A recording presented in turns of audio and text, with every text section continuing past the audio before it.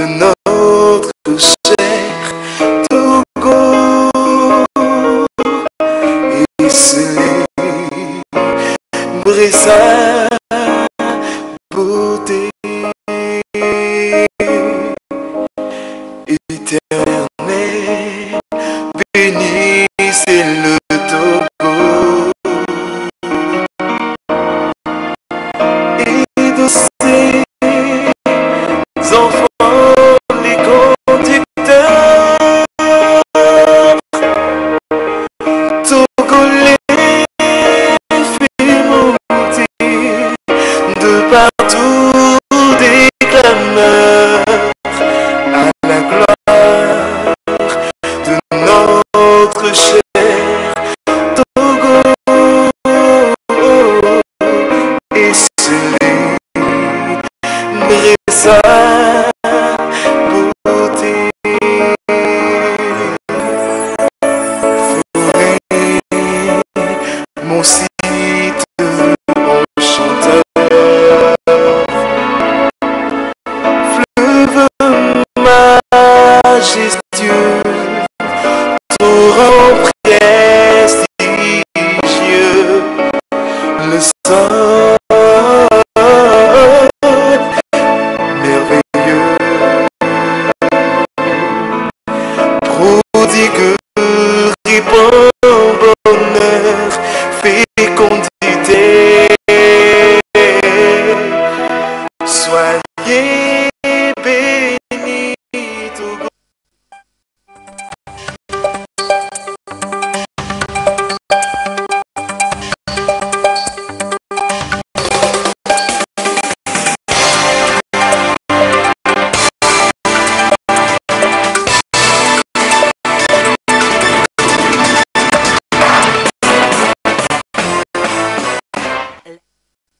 Au cœur de l'information.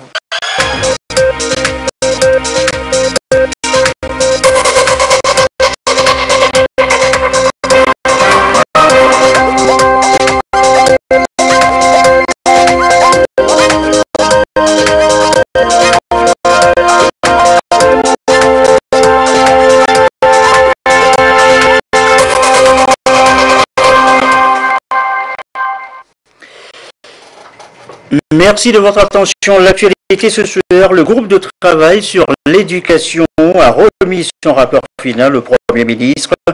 Infrastructure, effectifs d'enseignants, les propositions tendent à améliorer les conditions de vie et de travail des enseignants. Fin cet après-midi de l'exercice Obangame 2018. Nous serons en haute mer avec l'ultime scénario, le crash d'un avion et l'opération de sauvetage des victimes en vue de la sécurité et la sûreté dans les eaux territoriales du Golfe de Guinée. Il aura lieu enfin, mais c'est seulement 4 jours après le second tour de la présidentielle en Sierra Leone, est fixé désormais au 31 mars, samedi prochain. Il devra initialement se tenir ce mardi 27 mars. La réaction des différents candidats suivra tout à l'heure dans cette édition. Voilà, madame, monsieur, le sommaire, bienvenue, bonsoir à tous. L'école, aujourd'hui, l'école togolaise soumise aux conditions de vie et de travail des enseignants. Une feuille de route est en préparation. Le groupe de travail mis en place par le gouvernement y a travaillé. Le rapport final vient d'être remis au Premier ministre. Les grandes lignes avec Christine Pétéki-Aloudé. Dans le souci de trouver une solution globale, inclusive et durable aux problèmes du système éducatif national, le gouvernement a mis en place le 17 janvier 2018, par arrêté du Premier ministre, un groupe de travail dont la mission est d'examiner globalement les besoins et les préoccupations du secteur de l'enseignement. La feuille de route fixée au groupe de travail par le gouvernement se résume à la construction d'une stratégie d'ensemble où seront intégrés et pris en compte les besoins en infrastructures immobilières, mobilières, les effectifs réels d'enseignants, les outils pédagogiques de support tant pour les enseignants que pour les apprenants, les centres de formation pour garantir la qualité, les besoins en matière d'enseignement technique et de formation professionnelle, les politiques concernant les rémunérations, notamment en matière indemnitaire et le temps de travail des enseignants. Nous sommes parvenus à un rapport titré en 5 points. Le premier point du rapport statue sur le rappel des acquis obtenus par les enseignants du secteur public, entre autres les primes de rentrée de bibliothèque, les primes spécifiques à la fonction enseignante, l'accélération du processus d'intégration de 13 281 enseignants auxiliaires dans le cadre des fonctionnaires, la rétrocession en octobre 2017 aux ayants droit des précomptes au titre des cotisations de pension effectuées à la Caisse nationale de sécurité sociale par certains enseignants auxiliaires avant leur intégration dans le cadre des fonctionnaires. Ensuite, nous sommes penchés sur les défis et besoins actuels du secteur de l'éducation. Défis et besoins que nous avons élevés sur l'enseignement primaire, secondaire et de la formation professionnelle, comme à l'enseignement technique. Et ensuite, nous sommes également approchés sur les politiques en matière d'indemnité et primes. Et nous avons conclu sur tout ce que nous avons fait comme séance de travail. En réceptionnant ce jour le rapport final du groupe de travail, le Premier ministre a rappelé aux acteurs les motivations du gouvernement qui a fait le choix d'abandonner l'approche séparée pour privilégier celle globale sur une perspective de 4 à 5 ans.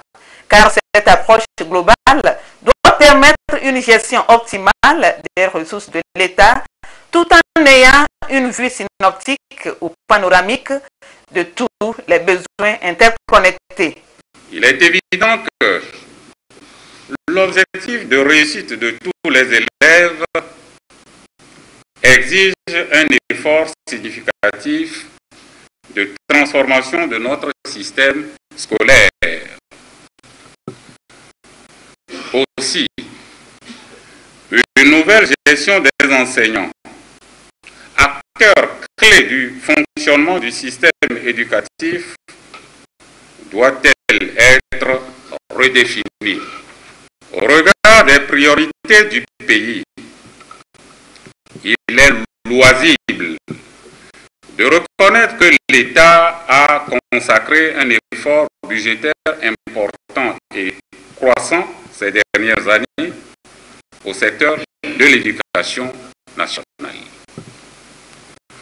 Les mesures prises depuis 2009 relatives aux effectifs sont caractérisées par des concours sectoriels consécutifs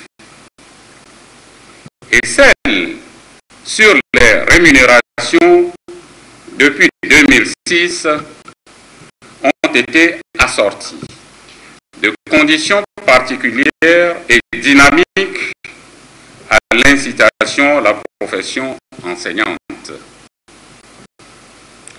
Cette volonté d'améliorer constamment les conditions de vie et de travail des enseignants, mais aussi des apprenants, est irréversible. Il faut adapter l'organisation de l'enseignement aux besoins des élèves et en adéquation avec les exigences du marché du travail.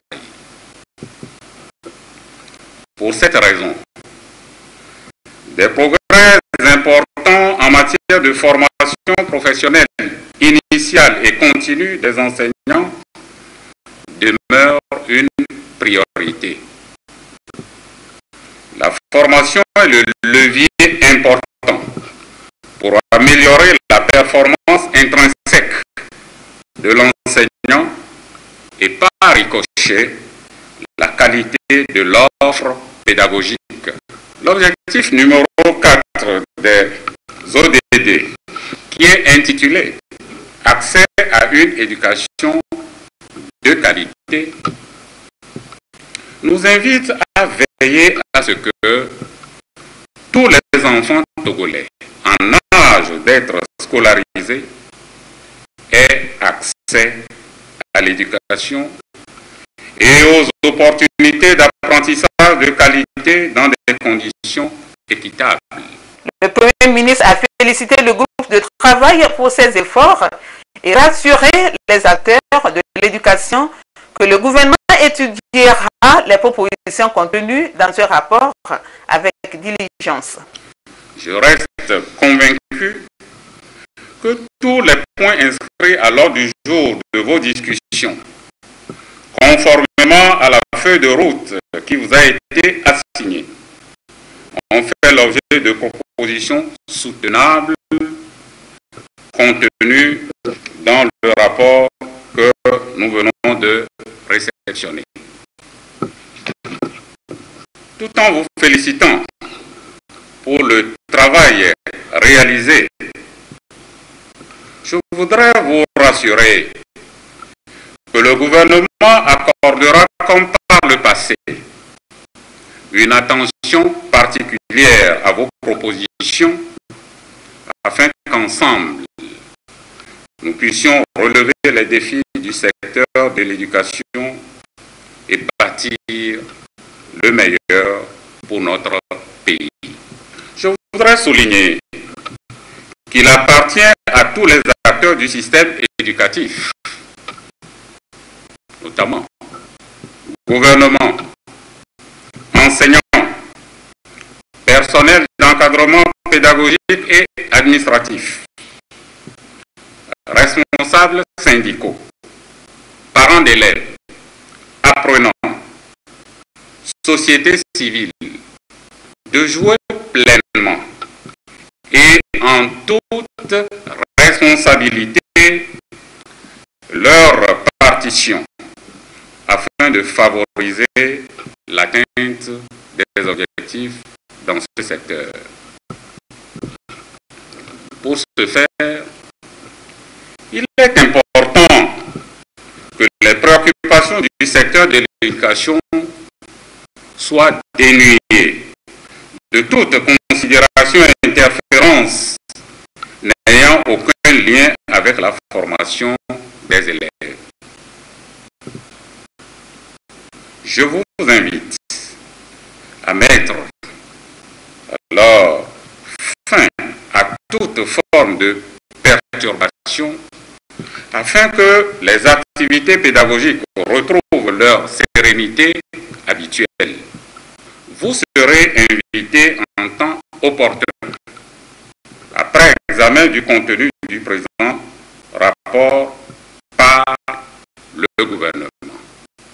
Faisons de la concertation le mode privilégié de règlement des défis du secteur de l'éducation. Le rapport remis au Premier ministre traite entre autres des acquis des enseignants, des défis et besoins du secteur ainsi que de la politique indemnitaire. Il est adossé à un protocole d'accord également soumis à l'appréciation du gouvernement avant sa signature par les différents acteurs. La terre ne doit pas être une source de conflit. Déclaration ce matin du ministre de la Justice devant les magistrats. Et pourtant, ça l'est. Ces magistrats sont d'ailleurs parfois pointés du doigt eux-mêmes. Le rendu de leur jugement décrié par les justiciables, ça devrait s'améliorer avec ces 4 jours de formation sur la gestion des litiges fonciers. Nous l'annoncions hier. Les travaux ont commencé ce matin. Samuel Débé, Yves Agouvi. La Terre, un espace géographique offert gratuitement aux humains. Cette terre qui accueille l'homme est devenue aujourd'hui une affaire de gros sous et un objet de litige aussi inquiétant que destructeur du tissu social. Et le problème emballe tout le pays. Les litiges fonciers sur le plan national, je dirais tout simplement que, à ma qualité du président des chefs traditionnels, comme vous le savez, j'ai parcouru le pays du nord-sud et le problème se pose dans chaque préfecture. Envie d'aider ces magistrats à opérer efficacement dans l'exercice de leurs fonctions de règlement de litige, ces derniers ont été réunis dans cette formation placée sous le thème « Le règlement judiciaire des litiges fonciers ». Au cours de ce séminaire, il sera question de la pratique, d'attirer l'attention des magistrats sur la manière, pas sur l'interprétation, l'application des textes, mais sur la manière pratique de gérer le foncier. À l'ouverture de la rencontre, Pius Agbitome, garde des Sceaux, ministre de la Justice, a rappelé les dangers liés au conflit foncier et le rôle assigné à la justice par le chef de l'État dans la modernisation de la justice du pays depuis 2005. Pourquoi ces passions meurtrières qui conduisent des membres de collectivités ou de communautés entières à s'affronter farouchement, à se haïr et à se détester, jusqu'à même parfois décider par tout moyen de se détruire réciproquement. C'est une très grande joie pour moi d'avoir ce matin le privilège d'ouvrir ces assises qui sont destinées à aider les magistrats, praticiens du droit, à une meilleure approche dans le règlement juridictionnel des litiges fonciers en vue de donner plus de satisfaction aux nombreux justiciables qui parfois pleurent, gémissent ou grincent des dents devant certaines décisions de justice qui sont rendues à leur détriment. La volonté du chef de l'État, son Excellence M. Faure et Sosina Nyasingbe, et celle du gouvernement ont toujours consisté à vouloir placer la justice, troisième élément du tricycle constitutionnel, à un niveau de performance fonctionnelle qui puisse lui permettre de jouer pleinement et efficacement son rôle de baromètre de la société et de moteur du développement socio-économique. Plus de 70% des affaires soumises aux cours et tribunaux sont de nature foncière, des affaires tranchées et dont les décisions sont critiquées à tort ou à raison. En vue d'éviter ces critiques et rendre efficaces ces magistrats, plusieurs thèmes seront étayés au cours des 4 jours de formation, entre autres les procédures judiciaires récurrentes en matière foncière, les obligations du magistrat dans la procédure judiciaire en matière foncière, la gestion judiciaire des litiges fonciers impliquant l'État. Casse, brûlage, actes de vandalisme tout court, nos routes, vous le savez, sont parfois soumises à de rudes épreuves, précipitant leur dégradation en avalage. Le gouvernement a dit stop. Il vient de prendre en conseil des ministres un décret portant protection du patrimoine routier que dit clairement le texte qu'encourent les auteurs de ces actes. Et bien voilà cela dans ce dossier de la rédaction, dossier signé Serge Tassom et Kouessala.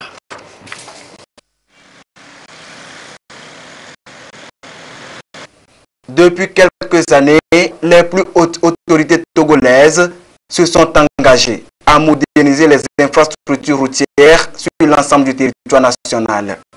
Cet engagement s'est traduit par la construction et la réhabilitation des routes et pistes.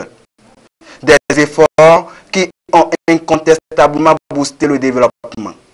Il faut préserver ces acquis, les entretenir, et c'est dans ce sens que le gouvernement a adopté en Conseil des ministres le décret relatif à la protection du patrimoine routier national. Nous sommes au-delà du milliard, rien que pour le sous-secteur routier, pour la réhabilitation et les constructions. Malheureusement, nous avons constaté que ces infrastructures routières sont devenues des objets à vandalisme. Et chaque fois qu'il y a une manifestation, c'est les routes qui sont touchées, on brûle les chaussées, on casse les réseaux de télécommunications, d'eau et d'électricité. De plus, il y a souvent des individus qui arrachent, qui se permettent d'arracher, par exemple, des panneaux de signalisation pour leurs besoins personnels. Alors que les panneaux de signalisation sont très importants dans la sécurité routière. Cette situation a amené le gouvernement à réfléchir sur la manière de protéger ces infrastructures qui sont un bien commun à nous tous. Parce que ce n'est pas le gouvernement, ce n'est pas les membres du gouvernement seulement qui utilisent la route. Et donc, c'est à la suite des différentes réflexions qu'il a été décidé de prendre un décret pour protéger ce patrimoine-là, ce patrimoine commun. Désormais, toute destruction d'infrastructures routières, qu'elle soit volontaire ou non, est punie au Togo. Le décret reconnaît comme infraction le dépassement du poids total autorisé en charge, la destruction physique du patrimoine routier, le refus de procéder au contrôle technique, entre autres. Dans tous les cas, la sanction oblige l'auteur à réparer le dommage causé aussi bien au réseau routier qu'aux équipements connexes. Il y a des gens qui utilisent, qui arrachent les pavés sans compter lors des manifestations politiques, des individus qui se permettent de détruire volontairement les infrastructures, tout ce qu'il y a comme panneaux, les feux tricolores, volontairement, parce que ça les amuse. Tout cela, ça c'est des actes volontaires. Le brûlage des chaussées. Si vous prenez la ville de Lomé et la ville de Sokodé, la ville de Mango, où nous avons connu essentiellement les plus grosses manifestations politiques, si vous regardez les emprises de ces voies, y compris les chaussées, les voies qui ont été brûlées, incendiées avec des pneus, au mois de novembre, nous étions à 383 millions de besoins en ressources financières pour réparer tous ces dégâts. Lorsque vous avez un véhicule qui, sur le plan technique, ne répond pas et cause un accident, on va qualifier cela comme un acte volontaire, puisque vous n'avez pas pris soin de votre véhicule. Le constat de la police dira si c'est un acte volontaire ou involontaire. Si c'est un accident de la route, par exemple, que ce soit volontaire ou involontaire, votre véhicule est supposé être assuré. Donc, votre assureur prend en charge la totalité des réparations à faire.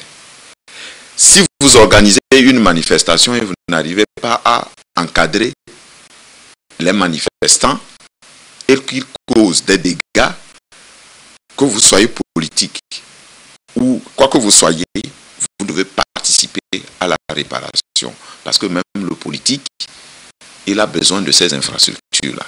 Le décret portant protection du patrimoine routier national reste un outil juridique qui vise la pérennité des infrastructures réalisées, mais également la sécurité des usagers de la route. Pour cela, le gouvernement compte renforcer le dispositif sécuritaire et de contrôle sur les routes. Les communautés riveraines du delta du Mono, notamment le lac Togo, les fleuves Zio et Ao, ont désormais un outil de gestion des ressources naturelles. C'est une convention de gestion du système lagunaire du Sud Togo. Elle a été validée aujourd'hui à Lobé au cours d'une rencontre qui a réuni les différents acteurs impliqués dans l'exploitation des ressources halieutiques et animales de ces patrimoines naturels. Les précisions, voici Augustin Kossi.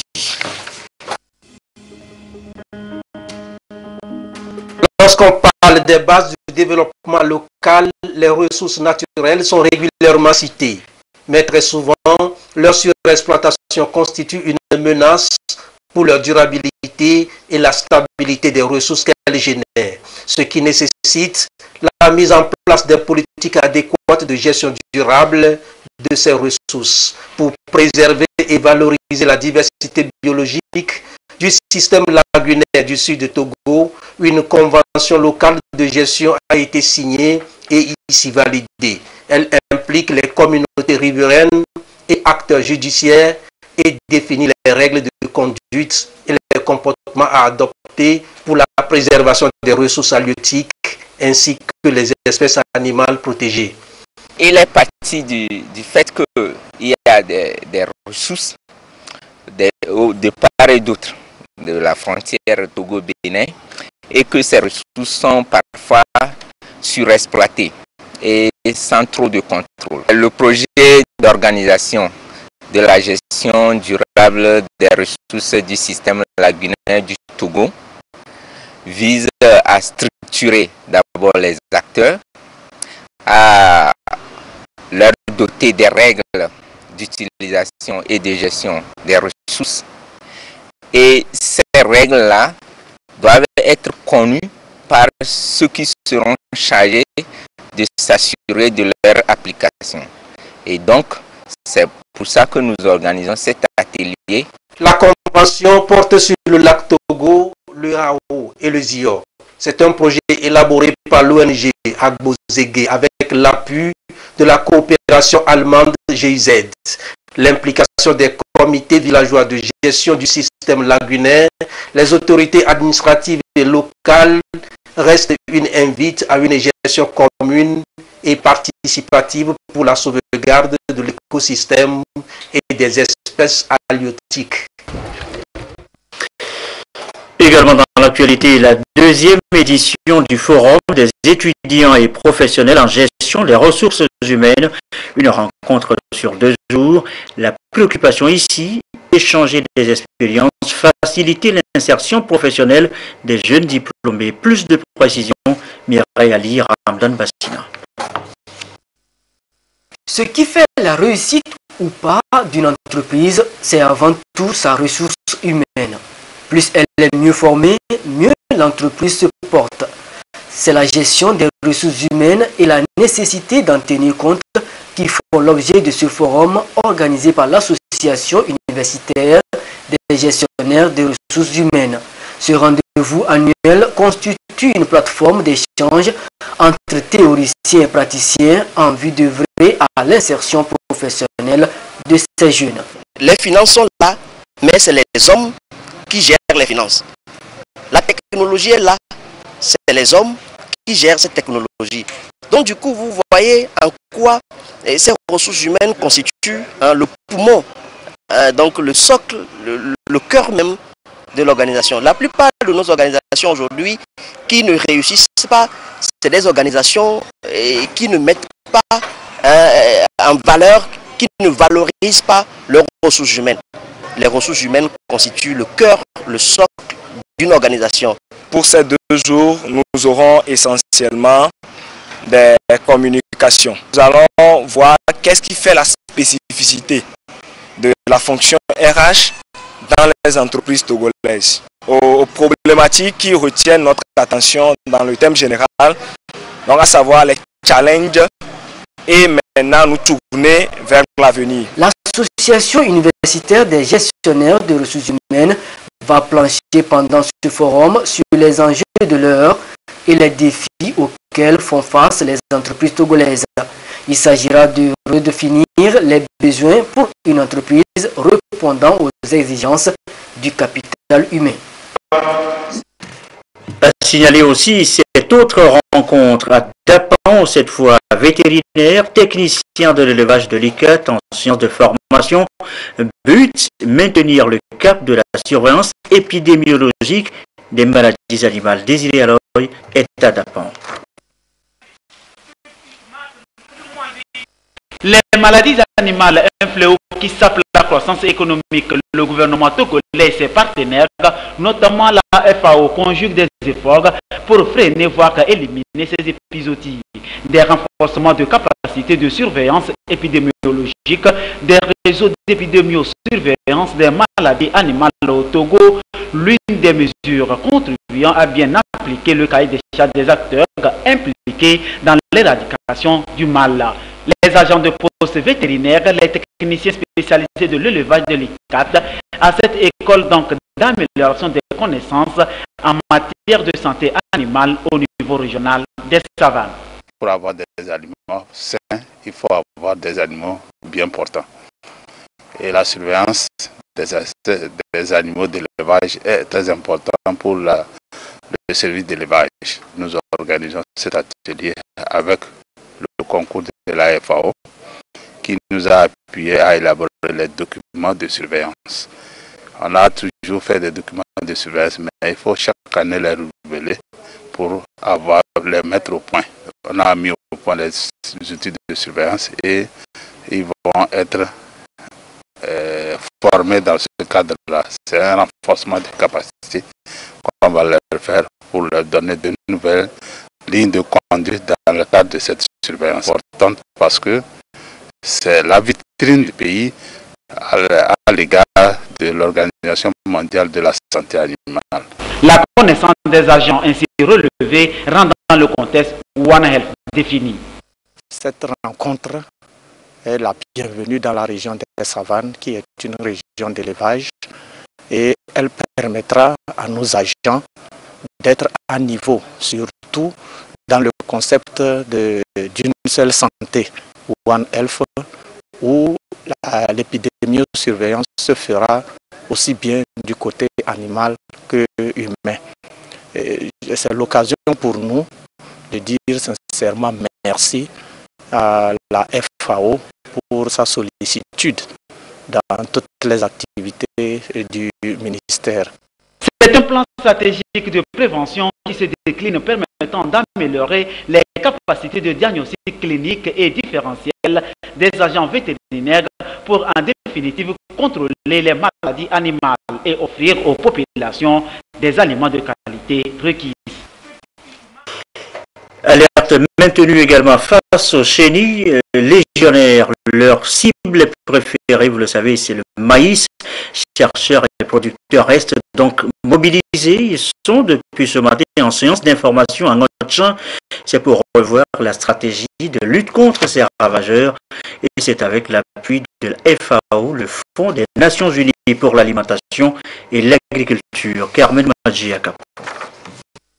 En avril 2016, les 2 tiers des pays africains, dont le Togo, ont été envahis par la chenille légionnaire d'automne. Elle s'attaque principalement au maïs et constitue pour les producteurs agricoles un risque qui vient s'ajouter à ceux déjà existants. Des efforts sont donc faits par le gouvernement pour amener les agriculteurs à comprendre la situation pour mieux gérer les risques.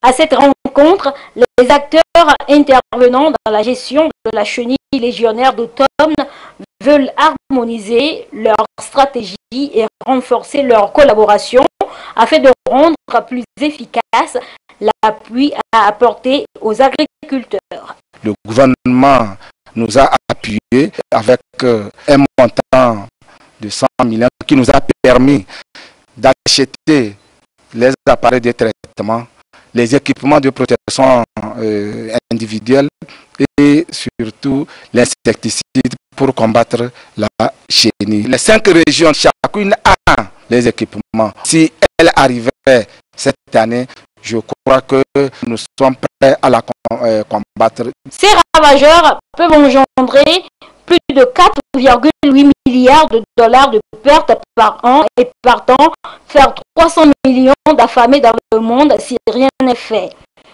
Le Fonds des Nations Unies pour l'alimentation et l'agriculture FAO accompagne les États dans cette lutte.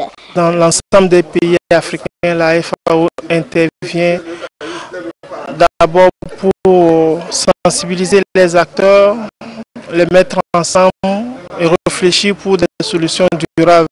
Aujourd'hui, l'atelier du Togo consiste à mettre ensemble les vulgarisateurs, les paysans, les chercheurs pour voir pendant les 3 ans quels sont les enseignements qu'on a pu tirer, qu'est-ce qui marche, qu'est-ce qui ne marche pas, et aussi confronter tout cela à ce que la FAO a pu capitaliser comme connaissance aussi bien en Afrique qu'ailleurs. Les producteurs togolais recevront, grâce à ces assises, les conseils appropriés pour efficacement mener la lutte contre la chenille légionnaire d'automne. Il est 20h28. Un mot de politique intérieure. La BINA, désormais équipée en comité de base UNIR, le parti présidentiel vient donc de mettre sur pied ses responsables locaux sur place. Nestor Mojo. Le parti Union pour la République remobilise ses troupes. UNIR a entrepris le renouvellement de ses différents bureaux dans toutes les préfectures. C'est le cas déjà dans la BINA. Cette rencontre consacre l'installation des bureaux des villages, des cantons, des zones, des communes et de la préfecture. C'est pour redynamiser ces comités en vue d'affronter sereinement les échéances à venir. Ce sont les cadres du parti issus de la BINA qui ont procédé à l'installation de ces comités. De nouveaux responsables ont été désignés pour gérer et animer le parti dans la préfecture.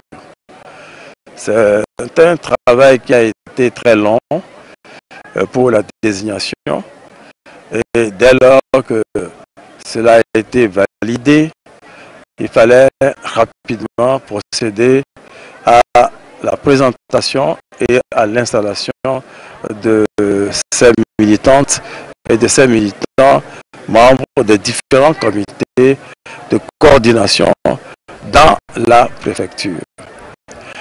C'est un travail extrêmement difficile qui nécessite un don de soi, qui nécessite un apport personnel pour que face à certaines situations, qu'on puisse y trouver rapidement des solutions. Évidemment, on leur a fait confiance, ils doivent mériter cette confiance. Le président du parti leur fait confiance, ils doivent être dignes de cette confiance et travailler comme il faut dans la préfecture. Pour réussir, il faut qu'ils soient unis. Il faut qu'ils travaillent avec tout le monde. Il faut qu'ils aillent vers les autres. Tous ceux-là qui peuvent apporter quelque chose pour améliorer la vie du parti dans la préfecture. C'est une lourde tâche qui a été confiée au comité mis en place. Les membres de ce comité en sont bien conscients. Nous devons vraiment nous attacher aux idéaux du parti dans notre travail, rechercher les difficultés des populations à la base pour remonter à la hiérarchie pour qu'enfin trouver des solutions idoines. Nous devons être transparents dans la gestion des affaires du parti. Avant l'installation des comités de base dans la BINA, les cadres du parti ont transmis à la foule les salutations du président national de UNIR, Foresos Mnanyazingbe. Le président de la République demande à chacun des militants de UNIR d'être un artisan de la paix pour construire un Togo prospère, ont-ils souligné. À l'étranger, la présidentielle en Sierra Leone, le second tour, ce sera finalement le 31 mars, samedi prochain. Ainsi en a décidé la haute cour sierra-léonaise. Ce second tour opposera Samora Kamara Julius Manda Bio. La réaction des différents candidats à suivre dans ce document de Sonia Amenico. Les Sierra-Léonais devront encore patienter jusqu'au 31 mars pour pouvoir élire le nouveau président. L'annonce a été faite hier lundi dans la soirée par la Commission électorale nationale afin de mieux organiser le scrutin. Nous devons régler quelques détails techniques. La PC a encore quelques inquiétudes et nous nous sommes mis d'accord pour nous en occuper.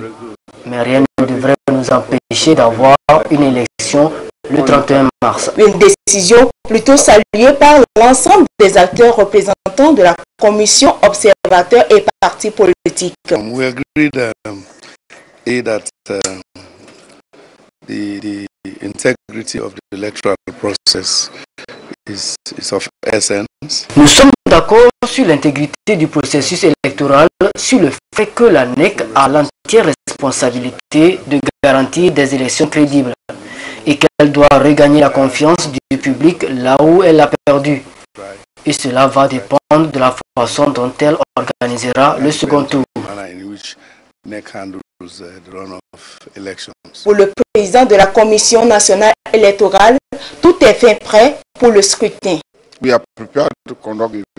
sommes prêts pour organiser l'élection le 31 mars. Bien sûr qu'il y a des difficultés, mais nous espérons les surmonter. La Cour a également donné des instructions à la NEC pour assurer la transparence et l'intégrité des résultats, notamment la communication des procès-verbaux aux représentants des deux partis et leur affichage dans chaque bureau de vote. Allons maintenant à l'exposition direction le centre culturel Fil Bleu.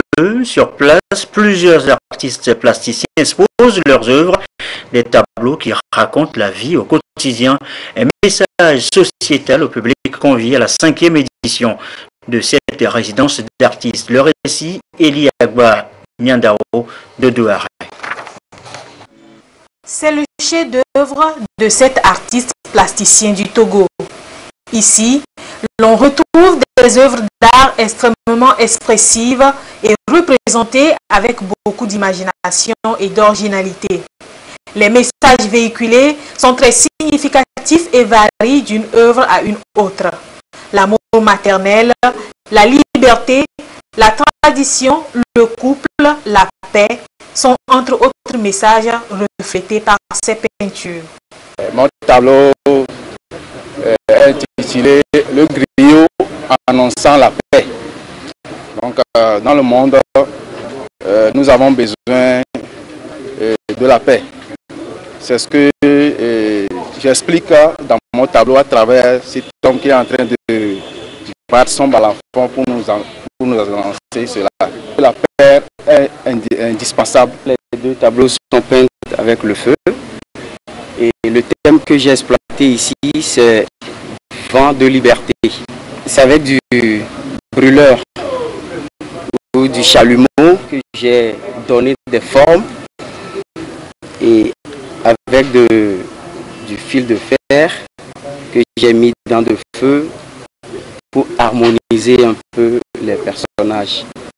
C'est donc des talents inédits que le public a pris plaisir à découvrir au cours de cette exposition. Ces artistes veulent ainsi redynamiser leur association, Cercle d'art contemporain, valoriser leurs talents et révolutionner l'art togolais. C'est pour regrouper les artistes racines pivots de l'association et relancer le groupe pour avoir une vision meilleure.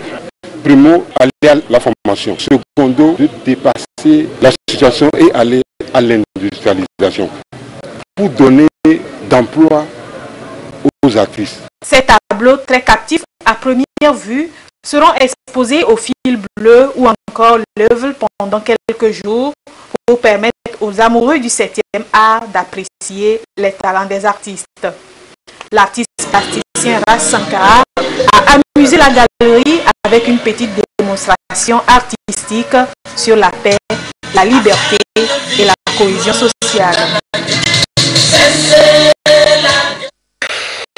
Enfin, je vous l'annonçais de l'exercice Obamei au Express 2008. L'ultime scénario, eh bien, c'est un crash d'avion dans les eaux territoriales. L'opération a consisté à la recherche, au sauvetage des victimes. En ligne de mire, la sécurité et la sûreté dans les eaux territoriales du Golfe de Guinée. Nous reviendrons sur le sujet à l'image dans les prochaines éditions. Ce communiqué du ministre de la Sécurité et de la Protection civile. Depuis le mois de février 2018, des pluies précoces et abondantes sont enregistrées sur toute l'étendue du territoire national. Les prévisions hydrométéorologiques pour la période mars-avril-mai 2018 indiquent des pluies abondantes et des risques d'engorgement des nappes, de débordement des bassins de rétention naturels et aménagés, cours et plans d'eau qui pourraient occasionner des inondations. Le ministre de la Sécurité et de la Protection civile invite tous les acteurs impliqués dans la lecture du niveau d'eau sur les balises au niveau communautaire à une surveillance permanente en vue de prévenir et d'alerter les populations exposées. Il exhorte par conséquent l'ensemble de la population, notamment celle des zones à risque d'inondation, au sens de responsabilité, à la prudence et à la vigilance. Communiqué donc du ministre de la Sécurité et de la Protection civile. Cet avis aux consommateurs pour refermer cette édition, la brasserie Bébé Lomé met sur le marché une nouvelle taille de la canette Pils. Le nouveau produit a été lancé vendredi dernier. Allez, on découvre ça dans ce public reportage de Emmanuel Calgora avec Gérard Lagoutou. Depuis la création de la brasserie Bébé Lomé en 1964, Pils compte parmi les premières et les meilleures bières offertes aux consommateurs. Celle-ci a été pendant des décennies l'une des rares bières fabriquées uniquement en bouteilles, grands et petits modèles. C'est seulement en 2017 qu'une canette de Pils 33 centilitres a été mise sur le marché. Et suivant le désir des consommateurs, un nouveau format de canette 50 centilitres est désormais disponible au prix standard de 500 francs CFA. Ceci dans le souci de varier les habitudes et améliorer les performances de consommation de cette boisson. Ce qui change aujourd'hui, c'est juste l'emballage. La piste, dès qu'elle existe, est toujours la même dans les emballages verts consignés, dans la canette 33 centilitres que vous connaissiez déjà depuis quelques mois, et dans cette nouvelle canette 50 centilitres. Les ingrédients sont les mêmes.